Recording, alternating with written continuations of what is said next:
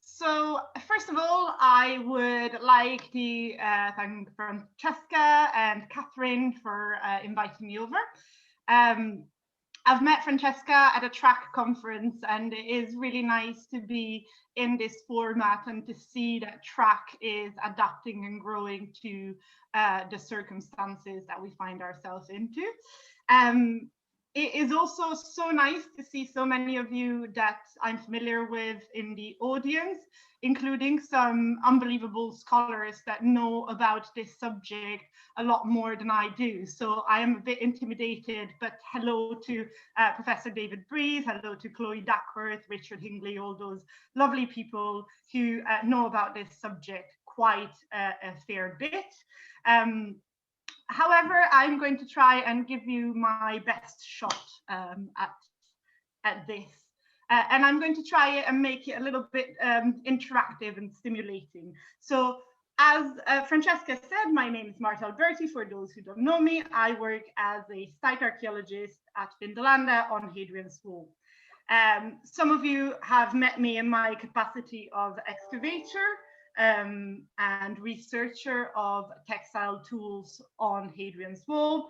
Some of you know me as the loudest and most enthusiastic Italian on the wall. But today I'm here to talk about public archaeology of the frontier and of Hadrian's Wall in particular. So today we're going to start our presentation by briefly outlining what public archaeology has been interpreted as. I'm very aware that track has usually got an audience of Romanists, so heritage management might not be in everybody's chords, but we've all had to interface with it at some point in our careers. So I'll start with that. And then I will move on to the frontiers of the Roman Empire World Heritage Site, and we'll zoom in on Hadrian's Wall. I'll take a look at what institutions operate on the wall now and what important figures operated on it in the past. In this journey between the past and the present, we will focus on who participated in archaeological heritage practices on Hadrian's Wall, in what forms and at what point through its history. My aim with today's webinar is to stimulate you to think critically about participation in heritage practices in your own fields, whatever those fields might be. So before we start talking about my project and Hadrian's Wall and all the things that I've done, I'd like you to take a second and think about a project you have been involved in or you have observed in which the public, may it visitors or volunteers, interacted with archaeological heritage. Off the top of my head, I can think about TV programs on archaeology, or perhaps things that happened in your careers in which you had to deal with public participation in a project. Once you have chosen your project of referral, keep it in the back of your mind and we'll refer to it a little bit throughout the whole presentation. So my curiosity about public archaeology, and in particular about heritage volunteering, was born when at the ripe age of 19, which feels like forever ago, back in my native Italy, I was informed without an ounce of doubt that volunteering in a research excavation was the only option to gain skills that were deemed essential to find employment in archaeology. Since then, my professional and personal journey has brought me to the UK and to Hadrian's Wall. The differences between volunteering in archaeology in Italy and volunteering in archaeology in the UK are absolutely striking. In Italy, most heritage volunteers are in full-time or part-time education. Some volunteering associations specifically do not recruit volunteers over the age of 50. I can already sense the outrage from some in the audience. There is a commonly held view that volunteers steal, inverted comma, professionals' job. And yet there are plenty bandi di concorso or state-sponsored ads looking for voluntary association to assist with archiving or other documentary tasks. You can imagine how surprised I was when, upon starting my career in the UK, I realized that volunteers here are predominantly retired or have taken early retiring. They are 50 and above. Community participation in heritage is not only encouraged, but also supported by funding streams such as the National Heritage Lottery Trust. And then in one form or another, in particular on Hadrian's Wall, non-professionals have been involved in the heritage of the monuments ever since the 1800s. And yet, the public archaeology of frontiers and of Hadrian's Wall in particular is a neglected field of academic study, and is brilliantly summarized by the quote that I've popped on the screen for you. This neglect is especially striking when so many community projects, heritage sites, museums, and public-facing print and digital media involve archaeological narratives with a direct bearing on this theme.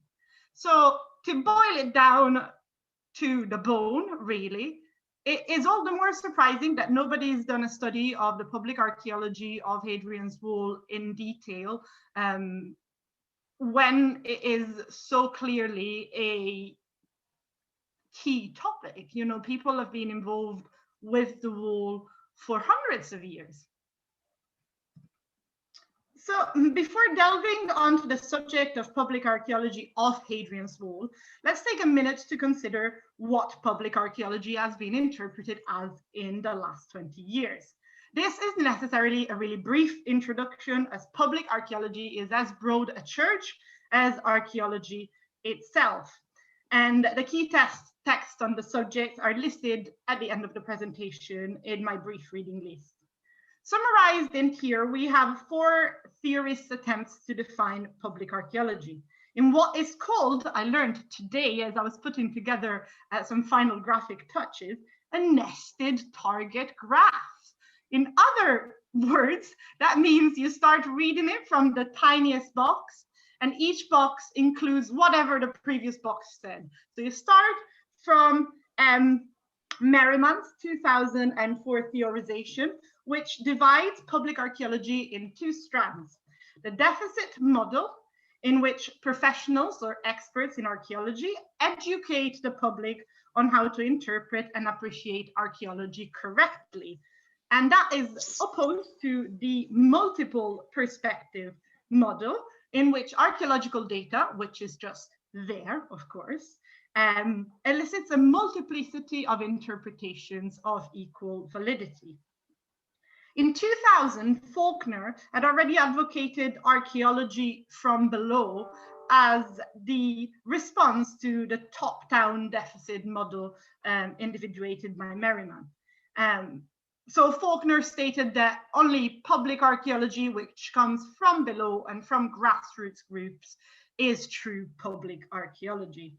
Merriman multiple perspective model, so the opposed one to the deficit model, poses a new problem, which is where aliens come in. I thought I'd surprise everybody with a bit of aliens in my talk. So how should heritage professionals deal with perspective on archaeological data, such as that recently purported by a man clearly capable of intellectual reflection as Elon Musk? He tweeted not that long ago that the pyramids were built by aliens, OBS, which stands for the not so slangy people, obviously. So how do we deal with that level of multiple perspective? How do we deal with interpretations of archaeological data which challenge our notion of what is acceptable and what is right? They are interpretations of archaeological data, after all.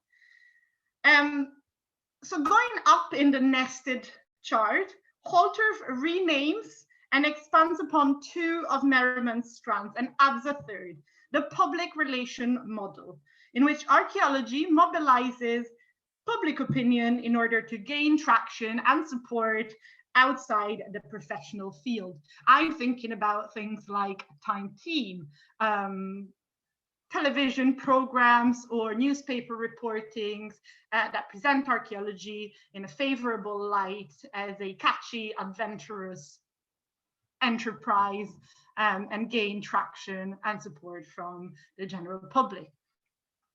Finally, Okamura and Matsuda add a fourth strand of public archaeology, the critical model. And the critical model is one in which socio-political power relationships are recognized to play a role in the interpretation of archaeological material, in the negotiation of its protection, and in the management of archaeological heritage. I'm thinking, for example, about the reflections on destruction of statues of controversial figures in the past. So if this brief dive into the theory of public archaeology has left you confused, fear not, that can happen. I would like to play a game with you. In your mind, go back to the project you selected as your own case study, not mine. And we're going to play a game of bingo. However, this game is super easy, so it doesn't even require you to fill a whole line. If your project fits any of the colorful boxes in here, give yourself a high five, because that is a bingo. You are doing some form of public archaeology. As far as Hadrian's Wall is concerned, I think I've owed high fives all around because I've got them all. I think I have a full house. In more serious words, the author of this graph, Gabe Moshenka, argues that while it is valuable to spend some time discussing what public archaeology is, it is even more valuable to transcend problems of definition and examine the forms in which public archaeology presents itself. So this is what I'm going to do. We are going to go and look at the forms in which public archaeology presented itself on Hadrian's Wall. But before we do that, we are going to look at the frontiers of the Roman Empire, World Heritage Site. Hadrian's Wall is a part of the frontiers of the Roman Empire World Heritage Site, which encompasses the boundaries of the Roman Empire as they were in the middle of the 2nd century AD. Hadrian's Wall became a World Heritage Site in 1987, so it was the very first component of the now FRE to become a World Heritage Site. It was joined in 2005 by the Upper Germanic region Limes, and then it was joined in 2008 by the Antonine Wall in Scotland. We are going to quickly have a little detour in Scotland at the end of this presentation, but our focus is mostly going to be on Hadrian's Wall, on the institution who care for it, and the forms in which participation of heritage practice has taken at these institutions through time. So during my PhD, which is on volunteer participation in archaeological heritage practices on the wall, I came to really reflect on how Hadrian's Wall became what it is. A complex monument managed by a number of institutions and featuring a number of discrete sites and museums. In Newcastle, the Great North Museum acts as a repository for the Society of Antiquaries of Newcastle Archaeological Collection, much of which originates from early excavations of the wall. Tyne and Weir Archive and Museum, also known as TWAM, I love the pronunciation of that, manages two sites, Ardea and Segedunum. English Heritage holds the central sector pretty firmly, with Corbridge, Chesters, Housesteads, and Bridoswald.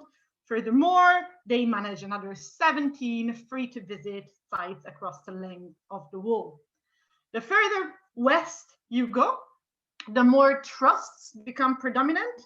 So the Vindolanda Trust in the central sector manages the site of Vindolanda and the site of Carboren or Magna.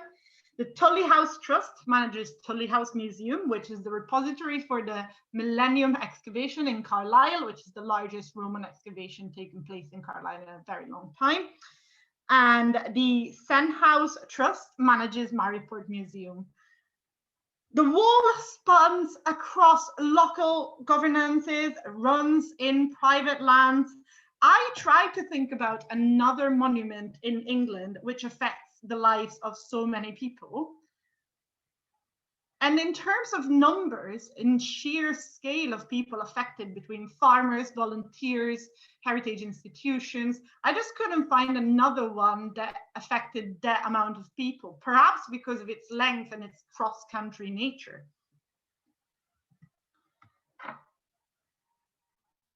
So Hadrian's Wall, let's have a little zoom in and start looking at who took part in archaeological heritage practices on Hadrian's Wall.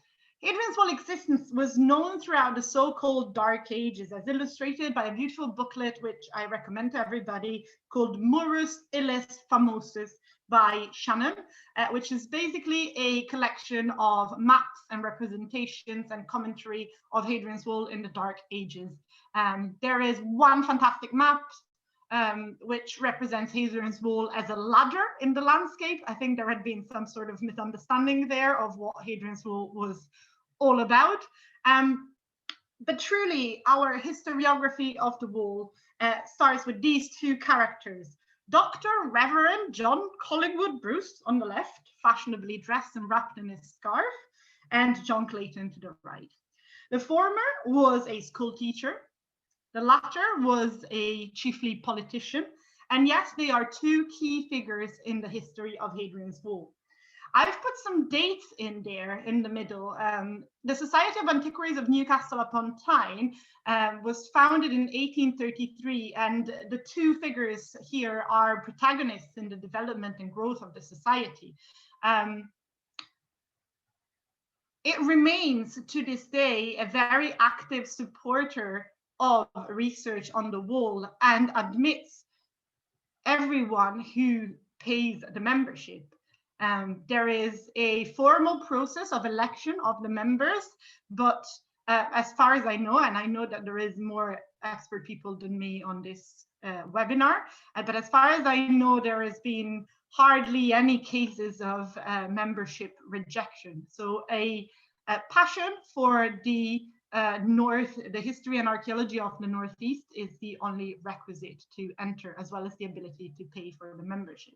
Now, this in the past would have been a little bit trickier than today, and membership of the society in the past had been more confined to those people who had the leisure time and the disposable income to pay a membership fee of a Society of Antiquarians without feeling the weight of that expense later on when it came to put food on the table. Clayton was also well known for a relentless purchasing campaign with which he acquired a very large stretch of Hadrian's Wall and the sites along it. Its purchasing campaign starts in 1834, but he does not excavate or does not supervise any excavation until 1840 at Chester's. And that is because the man was extremely busy in the politics of Newcastle upon Tyne. If you want to know more about Clayton, I wholeheartedly recommend research by Francis McIntosh, who's done a PhD on the Clayton collection. The first Hadrian's Wall pilgrimage was also guided by Clayton in 1849. And again, David Breeze knows a lot about this subject, having compiled a little booklet of the history of pilgrimages on Hadrian's Wall. But archaeological expertise was not a prerequisite for joining and isn't one today, although quite a lot of archaeological experts do join and function as guides along the wall. In 1860, Francis Haverfield was born. We'll realize his importance a little bit later, but he will become a key figure in Romano-British archaeology and was hailed as the inventor of Roman Britain as an academic subject. In 1885, Clayton concludes his buying campaign, and his estate will be later on parceled and sold up to cover his later family gambling debts. Again, I send you back to Francis's research because it is really insightful and amazing.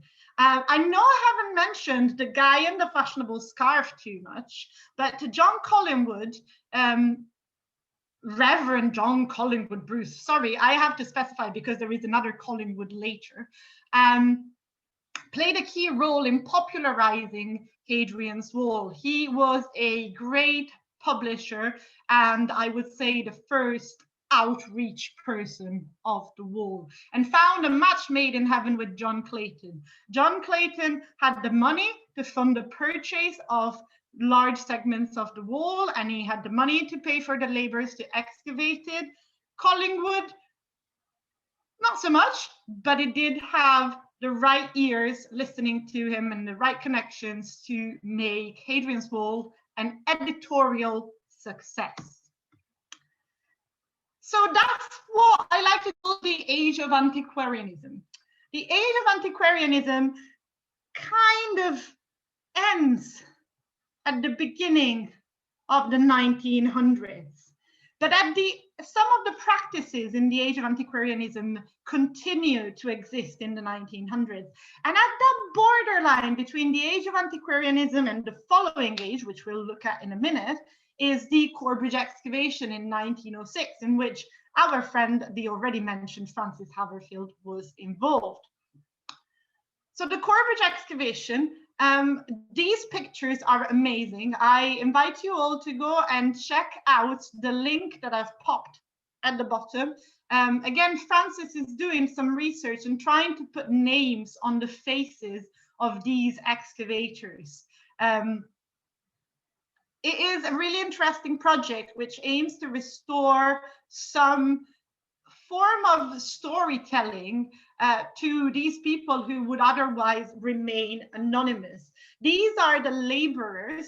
They were mostly field laborers or miners who in the off season would be looking for alternative employment. However, there was some people who were extremely specialized, and those people ended up being foremen on this excavation, or the direct point of contact between the organizer and funder of the excavation and the men working on it. In my thesis, I'm not going to reveal too much about it, but in my thesis, I've had a chance to look at some of these pictures. And one of the things that I want to point out is how these pictures are construed, how we can use critical discourse analysis applied to photography to try and really critically think about these pictures. Who is in focus? Are they posing? Are they looking at the camera? Can you spot the supervisor? That is my favorite pastime, spot the supervisor. So if you're having a little bit of time and kind of zoom in, really get close to the screen, I'd like you to spot the supervisor in the lowest picture at the bottom of the screen. It is quite interesting to notice how differences in dress, demeanor, pose, and looking at the camera identify who hierarchically is in charge of this excavation and who is doing the digging. Book recommendation here. There is an amazing book just come out called Why Those Who Shovel Are Silent. And that book kind of attempts to debunk the myth of unskilled labor. I haven't had a chance to put my mittens on it yet. I've read little extracts about the libraries are closed at the minute, so I'll just wait until I can get my hands on it. But from what I've read, I wholeheartedly recommend it. It's got very little to do with Hadrian's Wall, but quite a lot to do with expertise in archaeology and the early forms of manual labor and participation involved in archaeology. So Francis Haverfield and his 1905 work, The Romanization of Roman Britain, inexorably ushered in what I like to call the professor's age, and what Breeze calls the age of certainty. So the age of certainty, or the professor's age, is an age in which the transition from antiquarians to university professors sponsoring, supervising, and managing these excavations happened. So quite interestingly, and as we see in these pictures, which David sent me, there is an addition to the mix of people who work on archaeological sites on Hadrian's Wall. If before the foremen were members of the same group of people of the rest of the labor, however more experienced in excavating archaeological deposits, now students are parachuted in the mix. And as we can see, again, applying critical discourse analysis to the picture, look at the dresses, look at the poses, look at where these people are photographed. The top picture is a picture of Durham University students. It must have been a really strange and interesting time, this age of professors, in which the students were brought in to assist in the supervision of the workmen. And yet these students, however talented they might have been, they were in to supervise people who might have been associated with the archaeology of Hadrian's Wall since generations. They might be sons of or daughters of the workmen who had been employed in previous excavation. So it's a really tricky situation for both the workmen and the students. I would spend hours discussing the amazing picture there of professors pointing at the altar and some students pointing at the altar, and the way that laborers are scattered kind of in the background. They are there, which is important recognition in a world in which not often labor is recognized in the final publication of the archaeological site. So it's important that the laborers are there, but you can see that they're in the background and they're looking directly at the camera while the professors are being posed by Ian Richmond to kind of create an idea that something special is happening. Really interesting. I could spend 5 hours talking about it, but I think it's worth letting you guys reflect on it and think maybe back to the project that you thought you'd use as a case study. How have the professionals been put in the frame of those TV series, those newspaper article? Think about The Dig. Ooh, I could start there. We could have a long debate about that. But I just want to flag these things up and leave you with something to think about for later.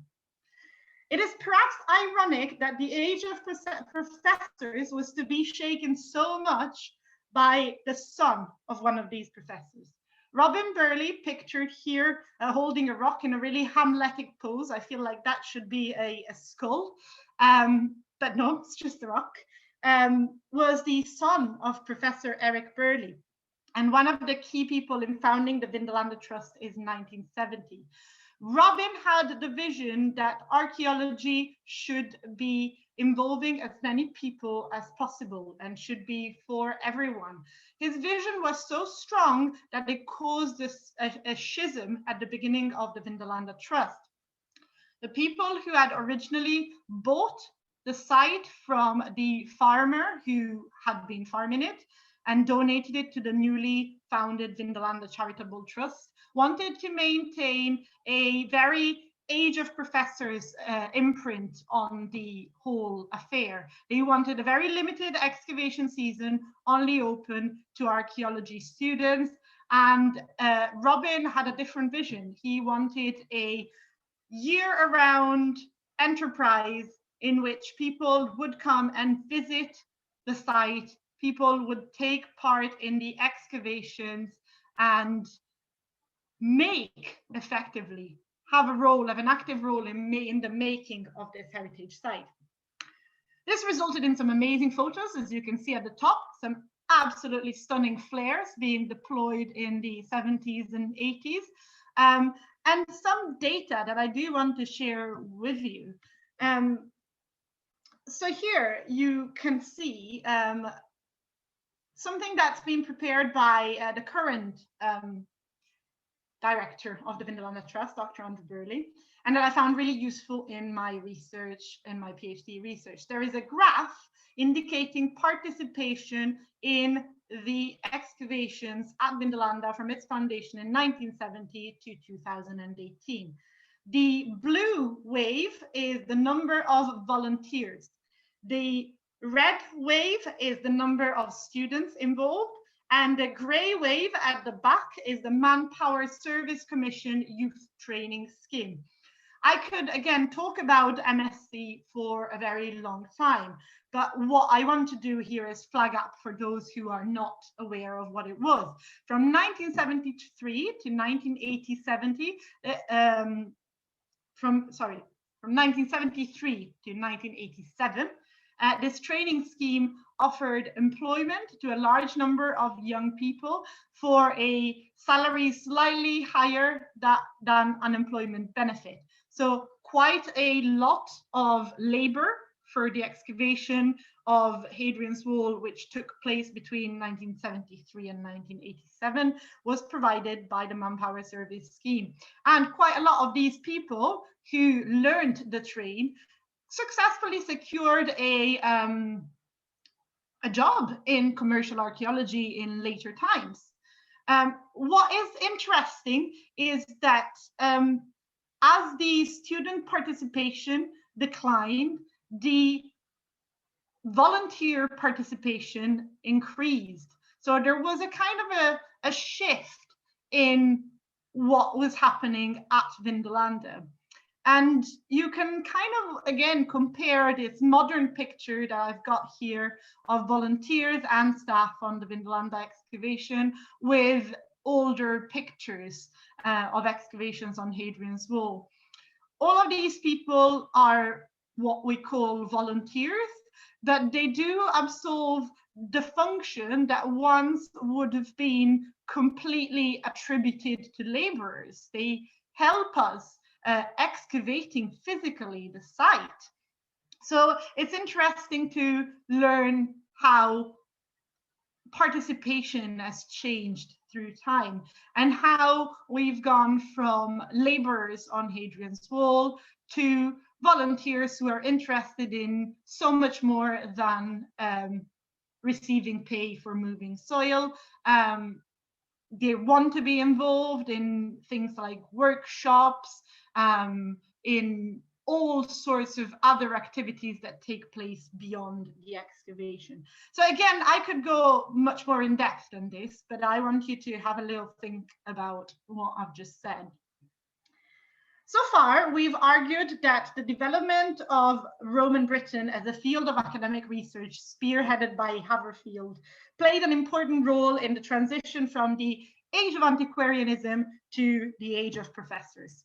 Elsewhere in British archaeology, the professionalization of the field, the birth of commercially funded archaeology, and the Manpower Service Scheme created an age of professionalism, which was destined to run parallel to university research and gives birth to something that Francesca herself has looked at in an article for Track, which is the kind of separation between commercially funded archaeology and academia. We edited a collaborative article, I think last year, about this stuff and what happens when academia and commercial archaeology run parallel to each other. However, the age of professors continued to cast a long shadow on Hadrian's Wall. I argue that this began to change when a new form of heritage was recognized by UNESCO, and that is intangible cultural heritage. In 2003, the UNESCO Convention for the Safeguarding of Intangible Cultural Heritage defined heritage as the practices, representations, expressions, knowledge, skills, that communities, groups, and in some cases individuals recognize as part of their cultural heritage. So we move from a more tangible, monumental concept of heritage to something that is more inclusive of everyday experience of people and interaction between people and the material. So all of a sudden the interaction, well, not all of a sudden, of course, it's a gradual change, but the interaction between people and the tangible remains counts for something. It counts as heritage. And yet, the next time that someone goes to define tangible heritage, they go, it's a group of resources inherited from the past, which people identify, It includes all aspects of the environment resulting from the interaction between people and places through time. So they take that nice concept, that positive concept, that semantic expansion, that heritage is no longer just tangible, finite, and needing protection, but also, and not instead, also intangible and based on relations between present and past, and people and past. They take that notion and they put it through a filter by saying, yes, all of that is true, but it's still a group of resources inherited from the past. That's quite curious, I think. But I also argue that that is what prompts another age shift on Hadrian's Wall. Now, because you've listened to me waffling for a while, try and go back to your case study that you've picked in your head and see if you can answer this question. Can you notice after 2003,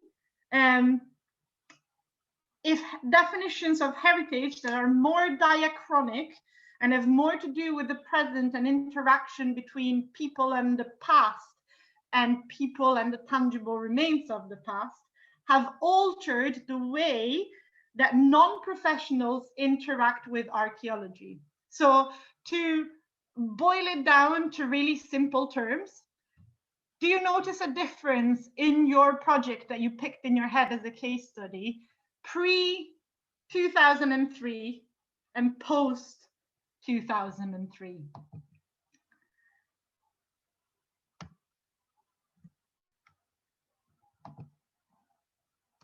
I argue that there is, and that this new idea of what heritage is has ushered in what I've temporarily labeled the age of engagement. Here are some projects that I think are very representative of the age of engagement. Wall Quest was a project by the Tyne and Weir Archive and Museum, which ran between 2012 and 15, and was aimed to increase volunteer participation in archaeological research on the 30 miles of wall between South Shield and Hexham Corbridge. It was funded, notice, by the National Lottery Fund. The Hadrians Wall Community Champions and Wall Watcher was also another project funded by the National Heritage Lottery Fund. It began under the management of Hadrian's Wall Heritage, which was funded through several sources, including Regional Development Agency. And then when this funding dried up, it was managed by TWAM and funded through the Heritage Lottery Fund. It ended in 2016, but throughout an evaluation of the potential of what was left to do, a new application was put together and WallCap was born. So much so that there is a certain overlap of the staff, of the archaeological staff of these projects. So between Hadrian's Wall's Community Champion and WallCap, there are some current and recurring figures.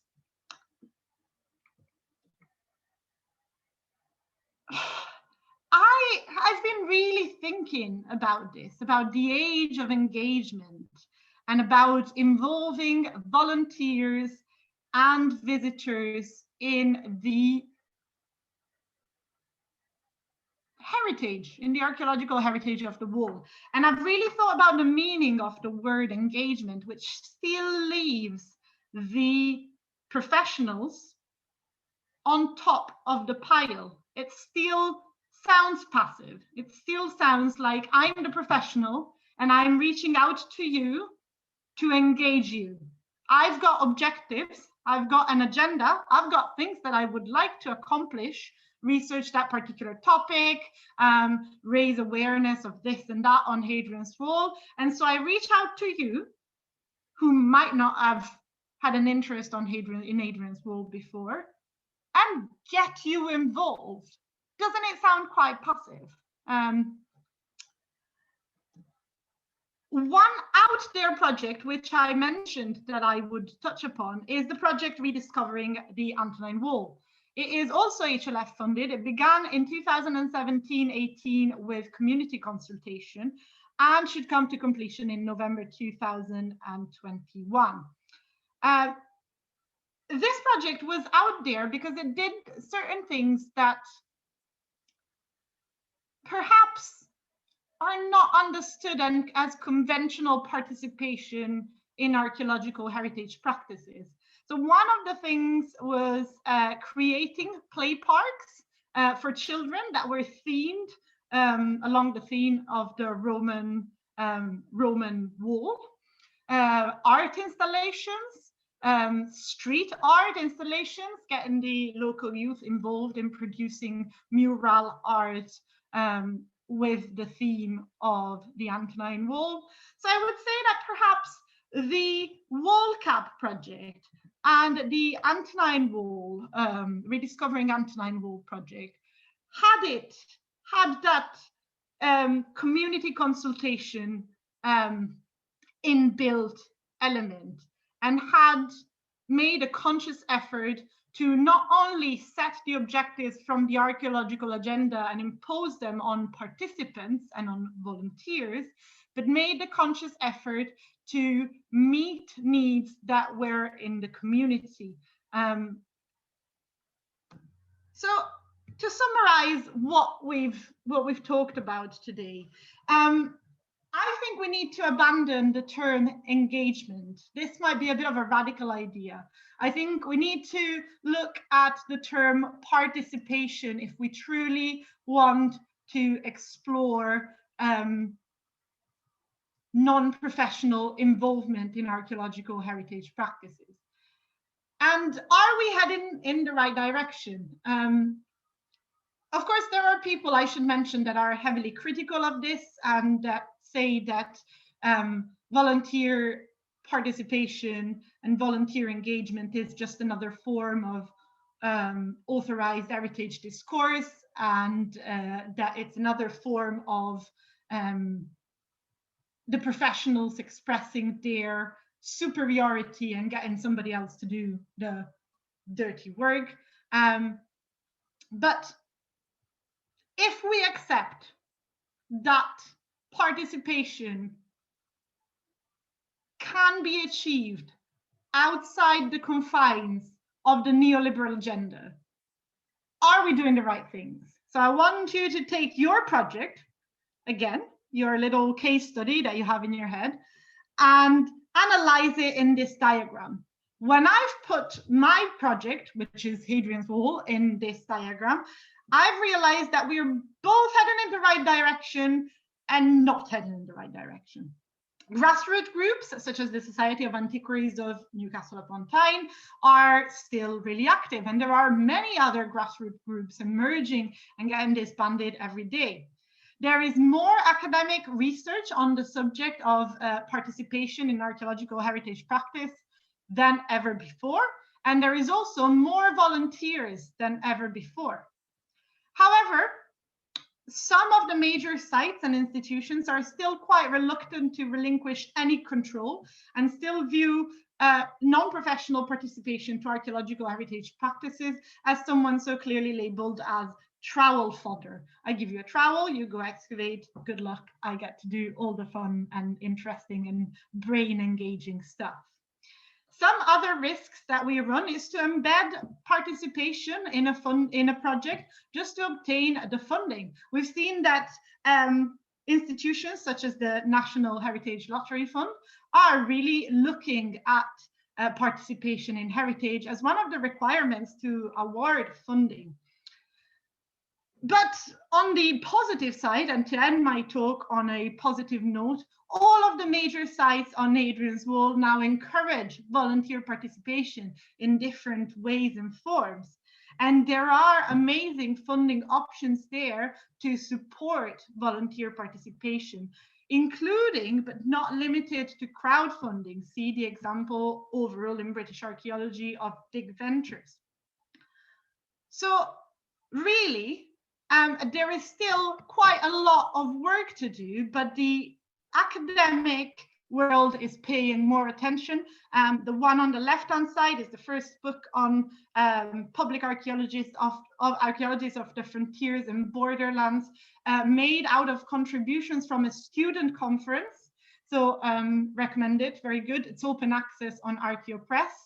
The Heritage Volunteering Group looks at volunteering in heritage from the point of view of management.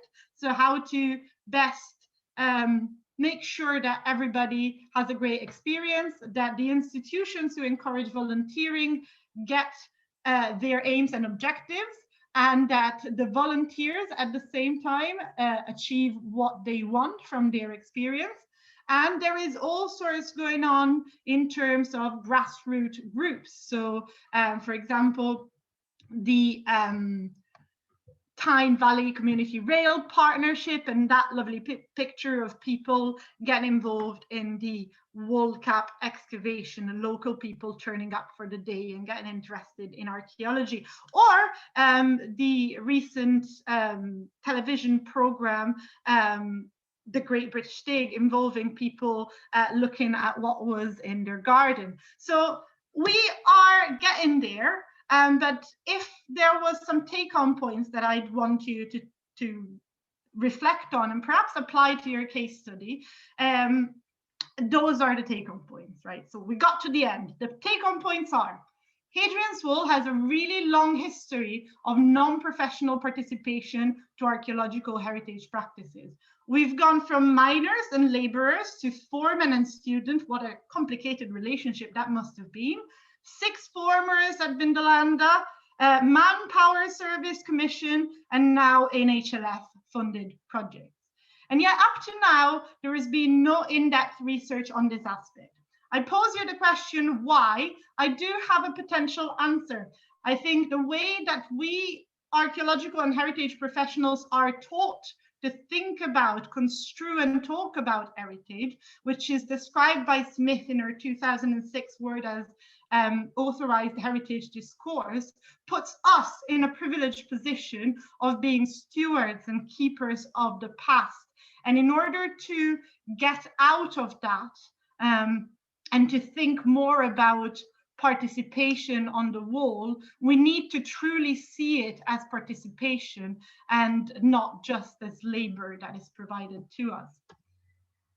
The other take-home point is that projects in volunteering, projects involving volunteering participation on the wall have moved from following the deficit model, so me telling you what to do, to the public relations model. So me talking about this so that I mobilize public opinion positively in favor of archaeology.